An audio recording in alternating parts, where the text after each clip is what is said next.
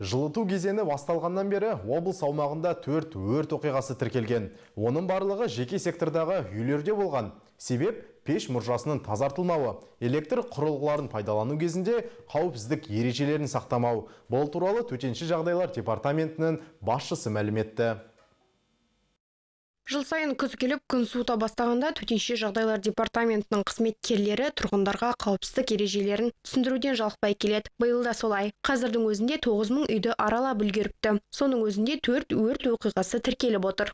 В рамках первого этапа с августа по сентябрь Өрт қауіпсіздігі айлығының бірінші кезеңінің шеңберінде тізімдер қалыптастырылып, халықтың әлеуметтік осал топтарын 100% аралау жүргізілді. Осы кезде 26 мыңнан астам азаматты қамти отырып, 9 мыңнан астам тұрғын үй тексерілді. Оның барысында 542 өрт қауіпсіздігі талаптарының бұзылуы анықталды. Жыл басынан 91 мыңнан астам ауланы аралап, 228 мың азаматқа түсіндіру жұмыстары жүргізілді.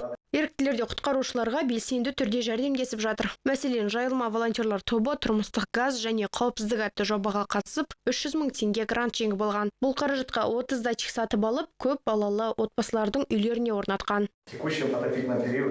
Жылыту кезеңі басталғаннан бері атқарушы биліктің көмегімен 77 үйдің пеші жөнделді. 61 отбасының электр желілері жаңартылып, тұрмысы төмен 339 үйдің пешінің мұражаларын тазартып бердік. Мүмкіндігі шектеулі жандардың үйлерінде 2019 жылдан бастап барлығы 4717 датчик орнатылды.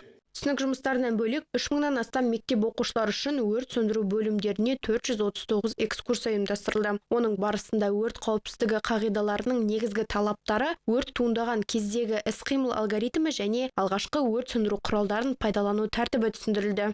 В этом году у нас 1,1 миллиард тенге. Биылғы жылы төтенше жағдайларға бөлінген қаражат 1,1 миллиард теңгені құрады. Бұл былтырғы жылмен салыстырғанда 3,2 есеге көп. 2022 жылы құрал жабдықтар мен техникаларды сатып алуға 344 миллион теңге қарастырылған. Бұл қаржы осы жылы төтенше жағдайлар қызметінің жарақтандыру деңгейін 67%-тен 87%-ке дейін арттыруға мүмкіндік берді. Әлі де жұмыстар жүргізіледі. Қосымша қаржыландыруға дайынбыз. Жеке секторларға орнатылған датчиктер әлдебір жағдай туындай қалса, дер кезінде апаттың алдын алуға мүмкіндік береді. Аталмыш құрылғылар тәжірибе жүзінде тиімділігін көрсетті дегенді айтады Төтенше жағдайлар департаментінің мамандары. Былтыр облыста болған өрт оқиғалары кезінде осындай қондырғылардың арқасында ондаған адам улы газдың отынан дін аман қалған. Гүлім Қажымқызы, Алексей Руденко, Қостанай телеарнасы.